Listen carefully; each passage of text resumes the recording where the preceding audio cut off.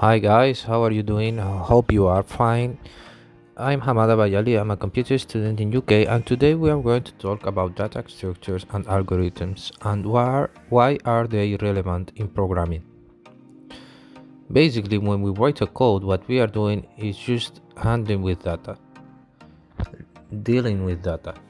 The way in that we are going to handle with a specific data, it's gonna be our program. So basically, data structure is the most important specific structure in a program, and the algorithm is the way in which we are going to handle the data.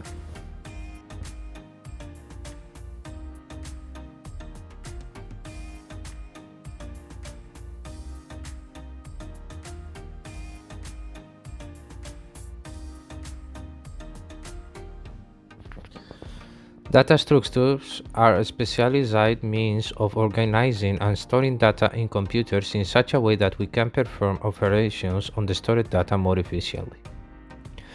In this video, we are going to see some examples of different kinds of data structures and how does the algorithms works. As well, we are going to explain which are the specification of each kind of data structure.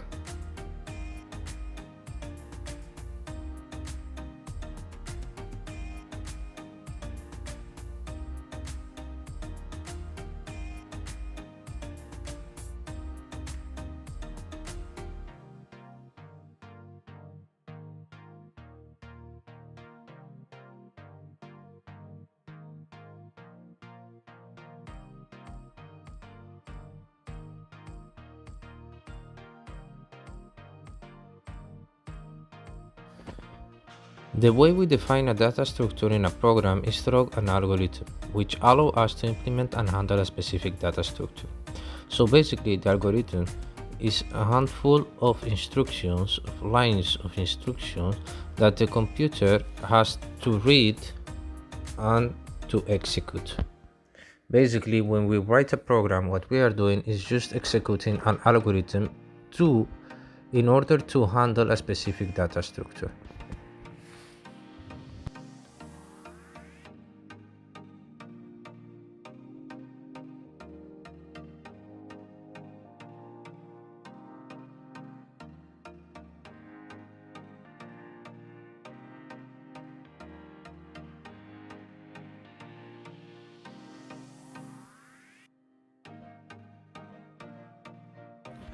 So let's see some kinds of data structures. The simplest one, the first one, and the easier one is an array. An array is a structure of fixed size which can hold items of the same data type. It can be an array of integers, an array of floating point numbers, an array of strings, or even an array of array, such a matrix or a two-dimensional arrays.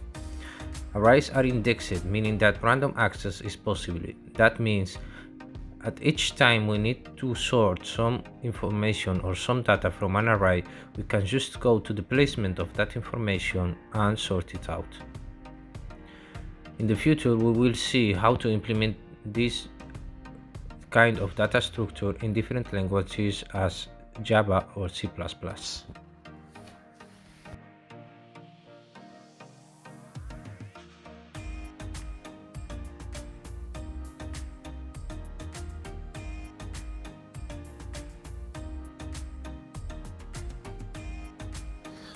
The next kind of data structure is the linked list. A linked list is a sequential structure that consists of a sequence of items in linear order which are linked to each other. Hence, you have to access data sequentially and random access is not possible. Linked of lists provide a sample and flexible representation of dynamic sets. Basically, it consists in a handful of nodes, or as we call them, connections between one element of the data of the linked list and the next element of the linked list. We will see as well some examples of this kind of data structures in the future. I will do a video explaining how to write a code with a linked list involving a linked list.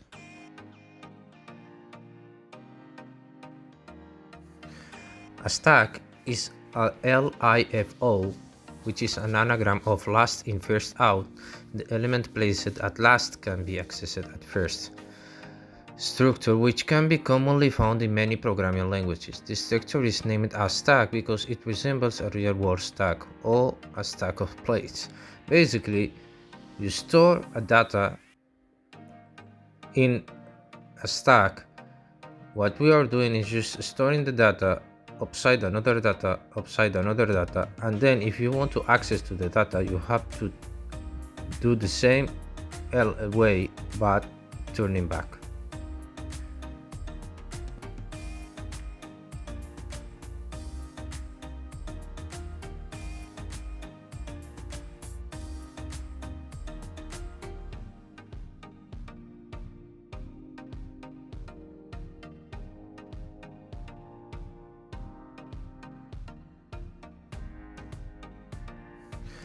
A stack is a LIFO, which is an anagram of last in first out. The element placed at last can be accessed at first. Structure, which can be commonly found in many programming languages. This structure is named as stack because it resembles a real-world stack or a stack of plates. Basically, you store a data in a stack.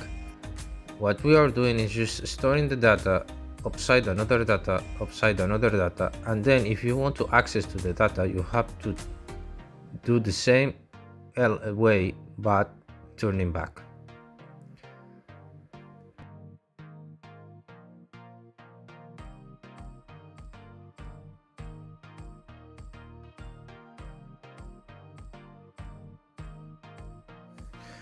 A stack is a LIFO, which is an anagram of last in first out. The element placed at last can be accessed at first. Structure, which can be commonly found in many programming languages. This structure is named as stack because it resembles a real-world stack or a stack of plates. Basically, you store a data in a stack. What we are doing is just storing the data upside another data, upside another data, and then if you want to access to the data, you have to do the same way but turning back.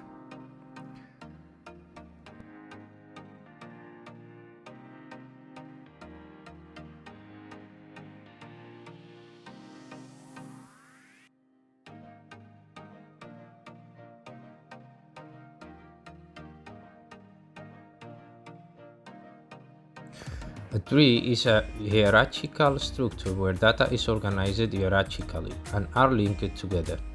This structure is different from a linked list, whereas in a linked list, items are linked in a linear order. As we can see in the figure, the idea is to link an element of the tree to the next element of the tree, but the connection can be done by more than one element for each element, as basically a tree. We will implement this kind of data as well in C++ and in Java in future videos.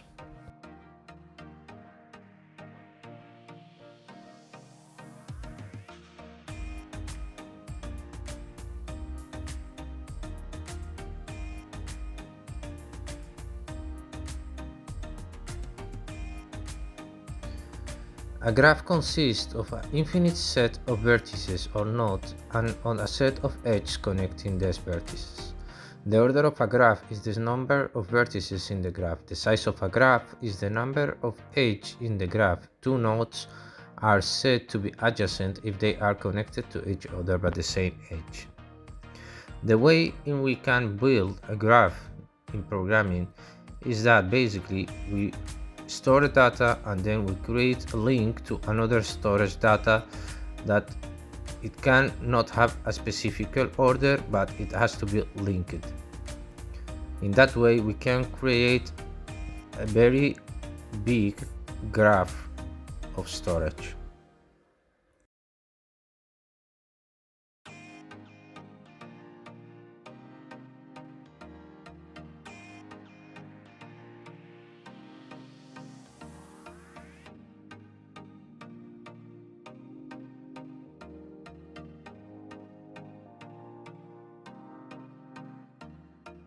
That's all for the video. Thank you so much. Don't forget to like the video and comment and subscribe if you liked it. And keep watching. We're going to do some examples of each kind of data structure in future videos so you can understand better what is happening in these kind of algorithms. Thank you.